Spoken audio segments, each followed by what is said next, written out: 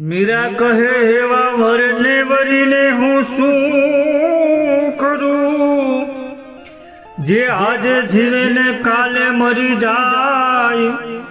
વરુ તો ગિરધર ગોપાલ ને, તો મારો સુડલો અમર થઈ જાય.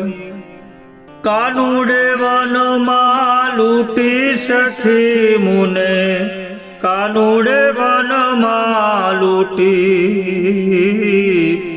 હાથ રે જાલીને મારી બાય રે મરોડી, હાથ રે જાલીને મારી બાય રે મરોડી.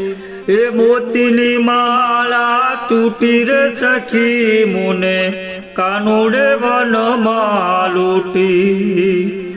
આગળથી મારો પાલવડો જાલ્યો, આગળથી મારો પાલવડો જાલ્યો. મહીની મટકી જૂટી રે સખી મુને, કાનુડે વનમાં લૂટી. પાછળ પડે તેનો કેળો ન મૂકે, પાછળ પડે તેનો કેળો ન મૂકે. નાચી શક્યા નહીં છૂટી રે સખી મુને, કાનુડે વનમાં લૂટી.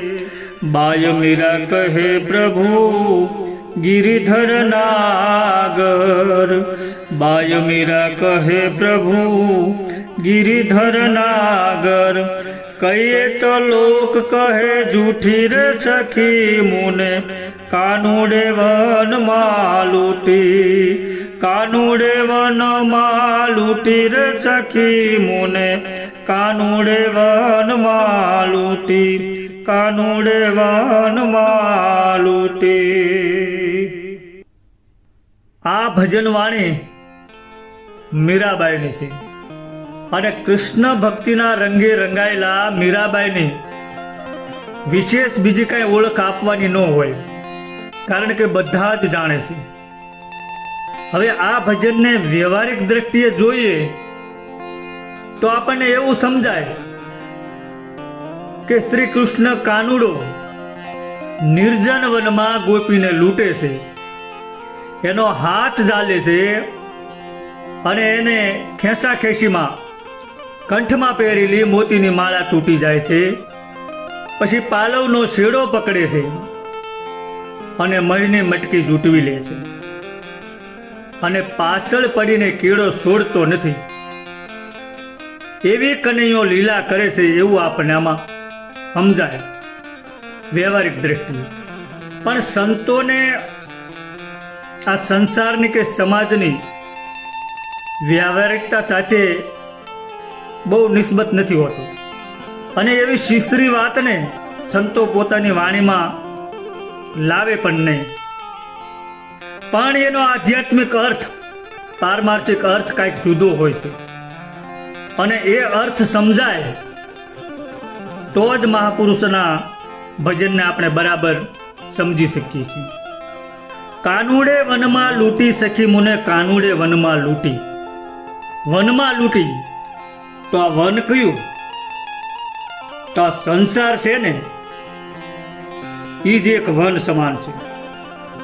જેમ વનમાં યાત્રા કરવી વિકટ હોય છે, એમ આ સંસાર રૂપી વનમાં જીવન રૂપી યાત્રા પણ કરવી એ ખૂબ કઠિન હોય છે. એમાં જાત જાતના અંતરાયો આવતા હોય છે અને એમાંય ભક્તિ માર્ગમાં તો ખાસ.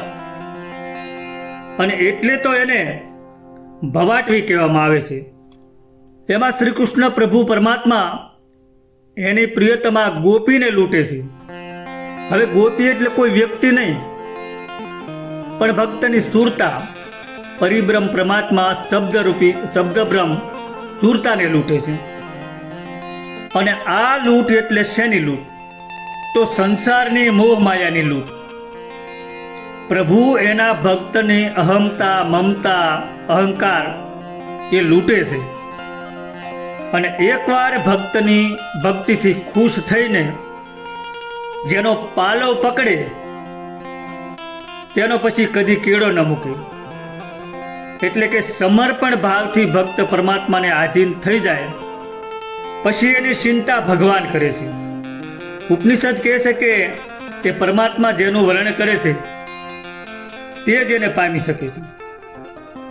સંત ભોજા ભગતે પણ ગાયું છે કે લાયક કુ હરી લેવે, એટલે કે લાયક છે જેણે પાત્રતા કેળવી છે, જેનામાં જ્ઞાન વિવેકના દીવા પ્રગટ્યા છે, તેને હરિ કહેતા પરમાત્મા પોતાનામાં સમાવી લે છે.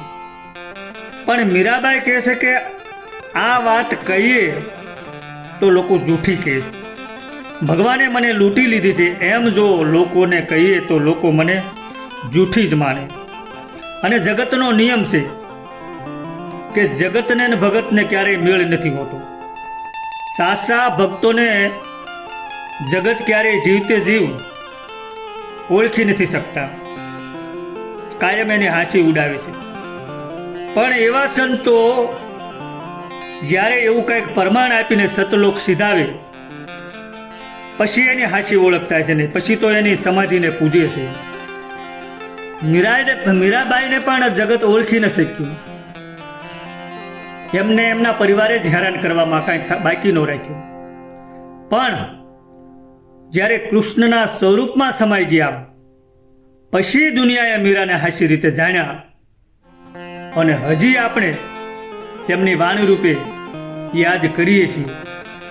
એટલે જેણે ભક્તિ માર્ગમાં આગળ વધવું છે એણે આ જગતની નિંદા ટીકાથી વિચલિત થયા વગર ભક્તિ માર્ગે આગળ વધવું. દુનિયા બોલે અને બોલવા દઈએ, આપણે રામ ભજનમાં રહીએ, એવું મીરાબાઈ આપણને સમજાવે છે. સદગુરુ ભગવાનની જય.